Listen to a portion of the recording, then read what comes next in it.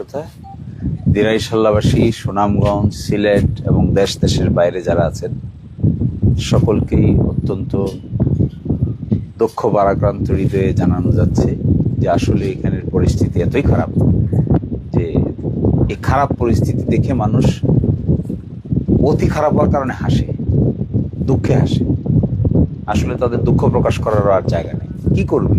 ধান নাই জানে, তাও ওইটা নেটা জানে যে এখানে এই পচা ধান, তাও ওইটা বাড়িতে নিবে, এটা একটা মনের সান্ত্বনা। তারপরে এখানে থাকার কথা ধান, আছে শুধু পানি। আর এই পানির মধ্যে আছে কি? কিভাবে পানি আসলো? বৃষ্টি।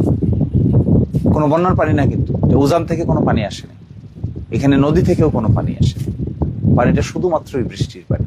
অর্থাৎ এই হাওরের ভিতরে বৃষ্টির পানি ধারণ করার ক্ষমতা নেই। হাওরের ভিতরে তো বিল ছিল আগে, চতুর্দিকে ছিল ধান ক্ষেত, মাঝখানে ছিল বিল। এই বিলে গিয়ে পানি জমা হইত, কিন্তু এখন বিল উপরে উঠে গেছে। বিলে মানুষ চতুর্দিকে বাঁধ দিয়ে দিয়ে যে প্রতি বছর পিআইসির বাঁধ দিয়ে যে মাটি ভরাট করে, এই মাটি বর্ষার সিজনে কই যায়? এই মাটি তো যখন বর্ষা আসে তখন তো মাটি পানির নিচে যায়, এই পানি গড়াইতে থাকে, ওই বাঁধ ভাঙার পানি আবার গিয়ে বিলে জমা হয়, ওটা যারা আবার জমা হয় হলো খেতে। আবার সেই পৌষ মাসে, মাঘ মাসে এটা কেটে আবার সেইখানে বাদ দেওয়া হয়। এইভাবে মাটিকে উলট পালট করার যে প্রক্রিয়া শুরু হয়েছে, তার রেজাল্ট কি দেখেন?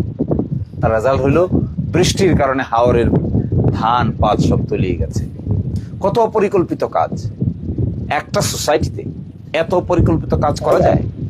করতে পারি আমরা? হাও, কিভাবে পসিবল? এইখানকার ধান সারা বাংলাদেশের জন্য তো দরকার, খালি দিরাইশাল্লার মানুষের জন্য দরকার না, শুধু সিলেটের মানুষের জন্য দরকার, সারা বাংলাদেশের মানুষের খাদ্যের জন্য। এবং দেখেন কি আশ্চর্য বিষয়, এত বড় একটা প্রোডাকশন সেন্টার, ধান হবে। আবার আপনি চৈত্র মাসে, ফাল্গুন মাসে, মাঘ মাসে সেচের পানি পাবেন। পানি নাই, কিন্তু খেতে পানি দেওয়া যায় না, পানি থাকে না। আমি তো পূর্বাঞ্চলে গিয়ে দেখছি ক্ষেত ফেটে গেছে, বৃষ্টির জন্য মানুষ হাহাকার করতেছে, অপেক্ষা করতেছে। ওই সময় তো কোনো পানি নাই, এখন তো পানি আসলো কোথা থেকে?